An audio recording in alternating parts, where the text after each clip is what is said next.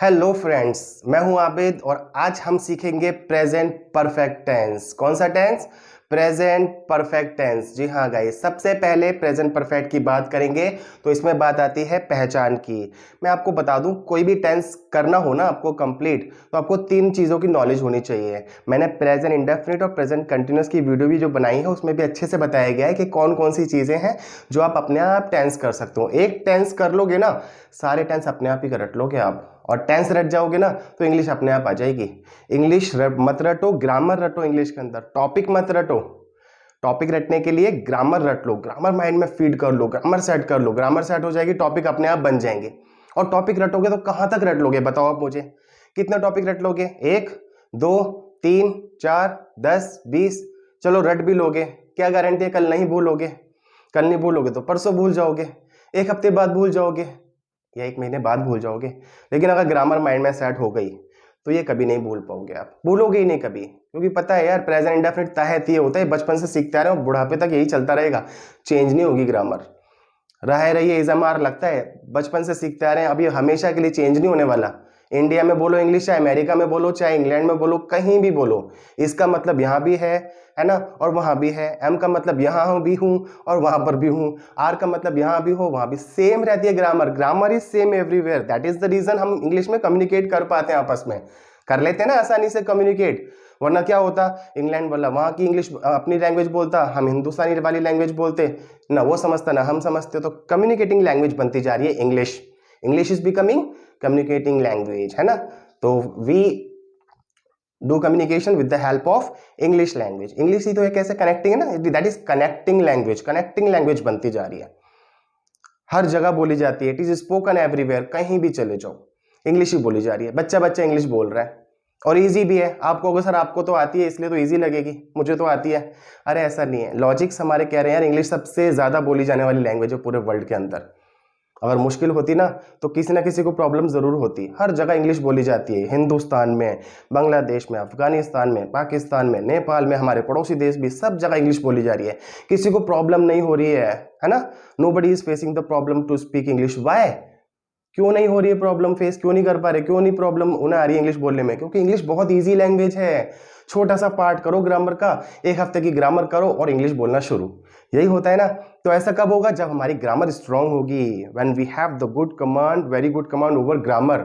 जितनी ग्रामर के ऊपर पकड़ अच्छी होगी ना, इंग्लिश उतनी ही अच्छी बोलेंगे हम।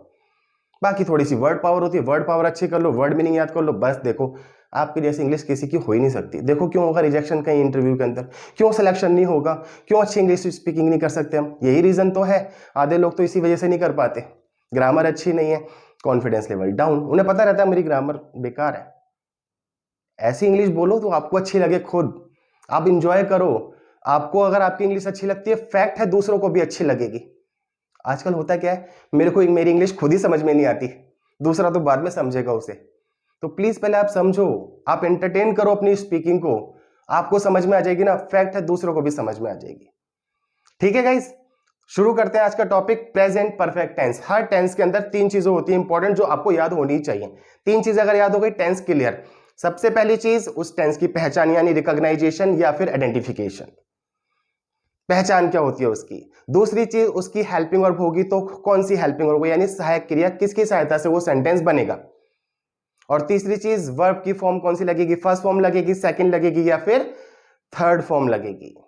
तीनों की बात कर लेते हैं। तो सबसे पहले बात करते हैं प्रेजेंट परफेक्ट की पहचान की। इस टेंस की जो पहचान होती है वो होती है जिन वाक्यों के अंत में चुका है, चुके हैं, लिया है, दिया है, ये सब आता है। चुका है, चुके हैं, चुकी है, चुका हूं, सब ये प्रेजेंट परफेक्ट कहलाते हैं।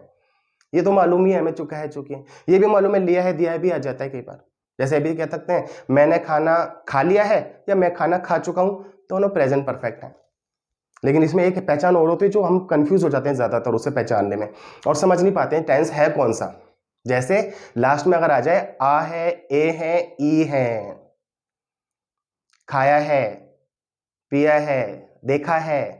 जैसे अगर मैं कहूं क्या आपने खुदा को देखा है, अच्छा देखा है, ये कौन सा टेंस है? देखा है, देखा है। इसमें ताहत ये भी नहीं आ रहा, प्रेजेंट इंडेफिनिट भी नहीं है।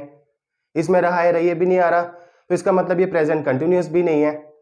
इसमें चुका है, चुकी भी नहीं आ रहा, क्योंकि देखा है इसका मतलब ये प्रेजेंट परफेक्ट भी नहीं है, ऐसा सोचने लगते हैं हम, लेकिन नहीं, ये प्रेजेंट परफेक्ट ही होते हैं। क्या आपने खुदा को देखा है, मतलब क्या आप खुदा को देख चुके हो, क्या आप गॉड को देख चुके हो, यही तो सेंस हुआ।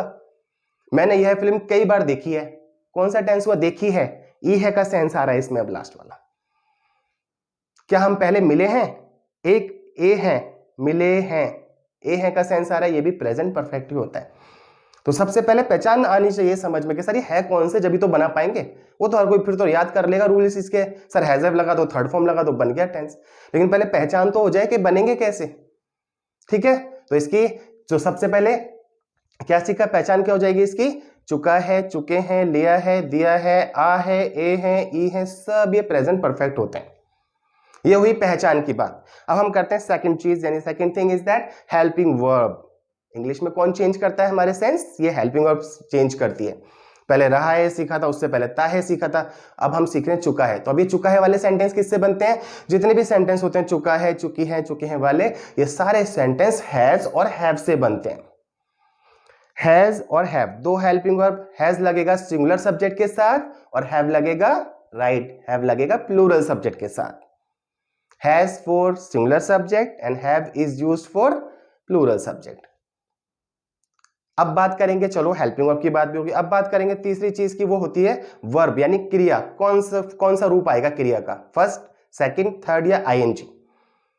हमने लास्ट में सीखा था जब भी लास्ट में कंटिन्यूअस टेंस आ जाए तो वर्ब की फर्स्ट फॉर्म के साथ आईएनजी लगा देना हमेशा। अब क्या आ रहा है लास्ट में, परफेक्ट टेंस आ रहा है, तो इसमें आपको क्या सीखना है, जब भी लास्ट में परफेक्ट टेंस आ जाए, जब भी लास्ट में परफेक्ट लिखा हुआ दिख जाए आपको, समझ जाइए वहां पे वर्ब की थर्ड फॉर्म आएगी। कौन सी फॉर्म आएगी, थर्ड फॉर्म। अब आपने दो रूल सीख लिए गाइस, अब आप ऐसे ही सीखते चले जाएंगे धीरे धीरे, फिर देखना आप कैसे अच्छी इंग्लिश बनाएंगे। अभी तो बहुत मजा आने वाला है, बहुत अच्छे अच्छे टॉपिक आएंगे। जब ग्रामर रट जाएगी तो आपको इंग्लिश बनाना मैं खुद सिखाऊंगा, बस आप ये ग्रामर रट के दिखाओ मुझे, मैं सिखाऊंगा आपको इंग्लिश। चैलेंज है बिल्कुल, हमेशा के लिए सीख जाओगे, कभी जिंदगी में दोबारा ग्रामर करने की जरूरत ही नहीं पड़ेगी। लास्ट में जब भी परफेक्ट दिख जाए तो थर्ड फॉर्म लगा देनी है आपको। दो रूल सीख लिए, एक जब भी लास्ट में कंटिन्यूअस टेंस हो तो वर्ब की फर्स्ट फॉर्म के साथ आईएनजी, और अगर लास्ट में परफेक्ट टेंस हो तो हमेशा वर्ब की थर्ड फॉर्म आ जाएगी। प्रेजेंट परफेक्ट है तो वर्ब की थर्ड फॉर्म, पास्ट परफेक्ट है तो भी वर्ब की थर्ड फॉर्म, फ्यूचर परफेक्ट है तो भी वर्ब की थर्ड फॉर्म ही आएगी। ठीक है, तो ये वर्ब की भी बात हो गई, तीनों चीजें सीख ली हमने, यानी पहचान भी सीख ली, हेल्पिंग वर्ब कौन सी है वो भी सीख लिया, और वर्ब की फॉर्म भी सीख ली। फिर भी इसका रूल्स लिख लीजिए, रूल लिख लेते हैं ताकि आपको मालूम हो जाए। रूल्स यानी फॉर्मेशन, यानी बनावट सेंटेंस की। तो सबसे पहले इसमें हम लगाते हैं सब्जेक्ट। क्या लगाएंगे, सब्जेक्ट एट फर्स्ट, सबसे पहले सब्जेक्ट प्लस इसकी हेल्पिंग वर्ब यानी हैज और हैव, प्लस देन वर्ब की third form of the verb, plus then object.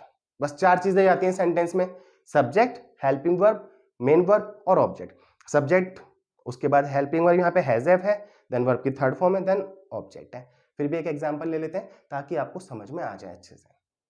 वह खाना खा चुका है, क्या सेंटेंस लिया हमने, वह खाना खा चुका है, लास्ट में क्या आ रहा है, चुका है, तो समझ जाइए प्रेजेंट परफेक्ट है, ये हैज और हैव से बनेगा, ऐसे पता होना चाहिए। हम ऐसे ही बोल सकते हैं उसने खाना खा लिया है, ऐसे ही बोल सकते हैं, या उसने खाना खाया है, ये तीनों सेम है, इंग्लिश सेम बनेगी तीनों की। सबसे पहले सब्जेक्ट लगाएंगे उसने यानी ही, उसके बाद में हेल्पिंग वर्ब लगाएंगे, सब सिंगुलर सब्जेक्ट है तो क्या आ जाएगा, हेल्पिंग वर्ब हैज आएगा या हैव, इसमें आएगा हैज, ठीक है, क्योंकि सिंगुलर है। तो ही हैज खाना खा चुका है, खाने को बोलते हैं ईट। ये थर्ड फॉर्म आपको गाइस याद करनी पड़ेंगी, ये तो याद ही करनी पड़ेंगी, कुछ बार बार रिपीट होती रहती है, आपको याद हो जाएंगी ऑटोमेटिकली जब यूज करते रहेंगे बार बार। तो इनको आप प्लीज, अगर आपको याद नहीं है थर्ड फॉर्म कुछ वर्ब्स की तो आप याद कर लीजिए, बाकी प्रैक्टिस करते रहते हैं, अपने आप याद हो जाती है, ऐसी कोई बहुत बड़ी बात नहीं है, सभी को याद हो जाती है। तो सबसे पहले क्या बनाया, वह खाना खा चुका है, ही हैज, खाने को बोलते हैं ईट, ईट की थर्ड फॉर्म ईटन होती है, he has eaten the food, the हटा भी सकते हो कोई प्रॉब्लम नहीं है, लगा भी सकते हो नहीं भी, द का बहुत बड़ा टॉपिक है, इसको हम बाद में डिस्कस करेंगे, इसमें लगा भी सकते हो नहीं भी कोई गलती नहीं है, ठीक है। He has eaten the food, क्या बनेगी English, he has eaten the food, वह खाना खा चुका है। ये सेंटेंस कौन सा हुआ, अफर्मेटिव, वह खाना खा चुका है। अब इसका नेगेटिव बनाते हैं, वह खाना नहीं खा चुका है, तो he has not eaten the food, पता है ना आपको हेल्पिंग वर्ब के बाद नॉट लग जाता है, he has not eaten the food. नहीं पता तो समझ जाइए हेल्पिंग वर्ब के बाद में नॉट लगा देते हैं थर्ड प्लेस पर, WH फैमिली को छोड़कर। WH में कौन से पर आता है, राइट, WH में फोर्थ प्लेस पर चला जाता है नॉट, ठीक है। तो he has not eaten the food, ये हो गया नेगेटिव सेंटेंस इसका। इसका इंटरोगेटिव भी बना लेते हैं। क्या वह खाना खा चुका है, क्या पहले आ रहा है, तो हेल्पिंग वर्ब पहले आ जाएगी। Has he eaten the food, इसका इंटरोगेटिव और नेगेटिव भी बनाते हैं। क्या वह खाना नहीं खा चुका है, has he not eaten the food, इसका WH वाला भी बना लो। वह खाना कैसे खा चुका है या क्यों खा चुका है। कैसे खा चुका है तो हाउ होता है, इसका मतलब हाउ पहले आ जाएगा। हाउ के बाद सेम फॉर्मेशन इंटरोगेटिव वाई लगा दो, कभी गलत नहीं होगा सेंटेंस। WH के बाद ये हेल्पिंग वर्ब लगाना लाजमी है, मैंडेटरी है। तो वह कैसे खा चुका है तो how has he eaten the food, और वह खाना कैसे नहीं खा चुका है तो एक और चेंज हो सकता है, how has he not eaten the food. ये 6 सेंटेंस हो जाते हैं। इनकी प्रैक्टिस भी करनी है आपको। अभी रीडिंग की प्रॉब्लम होती है ना हमें, तो रीडिंग की प्रॉब्लम भी खत्म हो जाएगी हमारी। एक एग्जांपल और ले लेते हैं, सिंपल आज समझ में आ जाएगा। प्लूरल का ले लेते हैं एक एग्जांपल। मैं संन्यास ले चुका हूं, जैसे कहते हैं ना, वह क्रिकेट से संन्यास ले चुका है। महेंद्र सिंह धोनी क्रिकेट से संन्यास ले चुका है, या कोई क्रिकेटर संन्यास ले चुका है, या फिर कोई भी क्रिकेटर, ठीक है ना, टेस्ट क्रिकेट से संन्यास ले चुका है, वनडे क्रिकेट से संन्यास ले चुका है, या फिर T20 से संन्यास ले चुका है। तो इसमें अब वहां पे चुका है के लिए हैज हैव लगाएंगे। तो मैंने बोला कि मैं संन्यास ले चुका हूं, मैं संन्यास ले चुका हूं, चुका है आ रहा है, तो इसमें भी प्रेजेंट परफेक्ट का सेंस आ रहा है, हैज और हैव से बनेगा। प्लूरल है तो हैव लग जाएगा। मैं ले चुका हूं तो आई हैव टेकन, टेक मतलब लेना, लेने की थर्ड फॉर्म क्या होती है, टेक की, टेकन यानी थर्ड फॉर्म टेकन हो जाती है टेक की। तो आई हैव, आई के साथ में हैव आ जाएगा, आई हैव टेकन रिटायरमेंट। संन्यास को क्या बोलेंगे, रिटायरमेंट। मैंने संन्यास नहीं लिया है या मैं संन्यास नहीं ले चुका हूं, नहीं मतलब नॉट यानी नेगेटिव, क्या बन जाएगी English, I have not taken retirement. बहुत इजी, समझ में आ रहा होगा, बिल्कुल कोई प्रॉब्लम नहीं है। क्या मैं रिटायरमेंट ले चुका हूं, क्या मैं, अब ये पूछ रहे हैं क्या मैं, क्या शुरू में आ रहा है तो हेल्पिंग वर्ब पहले, हैव आई टेकन रिटायरमेंट। क्या मैं रिटायरमेंट नहीं ले चुका हूं, have I not taken retirement. मैं रिटायरमेंट कब ले चुका हूं, मैं संन्यास कब ले चुका हूं, कब मतलब व्हेन, व्हेन लगा दो पहले, और सेम फॉर्मेशन इंटरोगेटिव वाली, हैज पहले आया, हैज और हैव पहले आ जाएगा। When have I taken retirement. और मैं रिटायरमेंट कब नहीं ले चुका हूं, WH का इंट्रोगेटिव भी हो गया और नेगेटिव भी हो गया, तो व्हेन के बाद when have I not taken retirement. तो हमने इसका सिंगुलर सब्जेक्ट से भी एक एग्जांपल ले लिया और प्लूरल सब्जेक्ट से भी एक एग्जांपल ले लिया।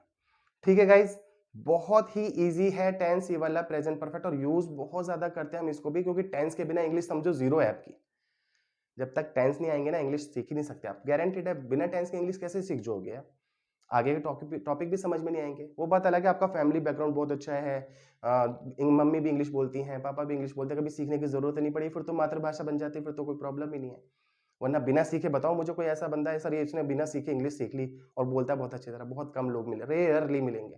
हर किसी को सीखनी पड़ती है सर, लैंग्वेज है, जब तक सीखोगे नहीं आएगी नहीं बोलना, वरना सोचते रह जाओगे बोलूं कैसे क्या करूं, जिंदगी बीत जाएगी। अगर सीखनी है तो प्रैक्टिस करो, माहौल बनाओ, एटमॉस्फेयर क्रिएट करो, फ्रेंड सर्कल फैमिली में, और क्लास लो, पहले नॉलेज लो, नॉलेज लेने के बाद फिर एटमॉस्फेयर क्रिएट करो। देखो क्यों नहीं आएगी, बहुत ही आसान होते हैं। मैं आपको केवल 5 सेंटेंस देता हूं उसकी प्रैक्टिस करने के लिए। प्रैक्टिस बहुत जरूरी है, प्रैक्टिस मेक्स मैन परफेक्ट।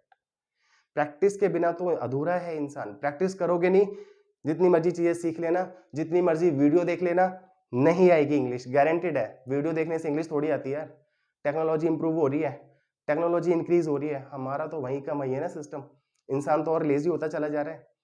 तो अपनी नॉलेज को बढ़ाओ, गेट नॉलेज यार, बहुत जरूरी है, get knowledge, it is so important to take the knowledge of everything. अगर आप किसी चीज के मास्टर बनना चाहते हो तो नॉलेज लेनी पड़ेगी आपको। देखो फिर आप क्यों नहीं कर पाते। तो 5 सेंटेंस दे रहा हूं केवल प्रैक्टिस के लिए, जरूर प्रैक्टिस करना, क्योंकि प्रैक्टिस बहुत जरूरी है। जब तक प्रैक्टिस नहीं करोगे, अपने हाथ से खुद नहीं लिखोगे, अपने हाथ नहीं चलाओगे, आपको समझ में नहीं आएगा। तो ये रहे आपके 5 सेंटेंस स्क्रीन पर, प्लीज इनको बनाइए, इनका रिप्लाई कीजिए कमेंट बॉक्स के अंदर, ठीक है। तो गाइज आज के लिए इतना ही। आप देख रहे थे एबीडी इंग्लिश इल्म। अगर आपको वीडियो अच्छी लगी हो तो प्लीज लाइक करना और चैनल को सब्सक्राइब करना मत भूलना। अगली वीडियो में फिर अगले टॉपिक के साथ में आता हूं, तब तक के लिए take care and bye bye, thank you.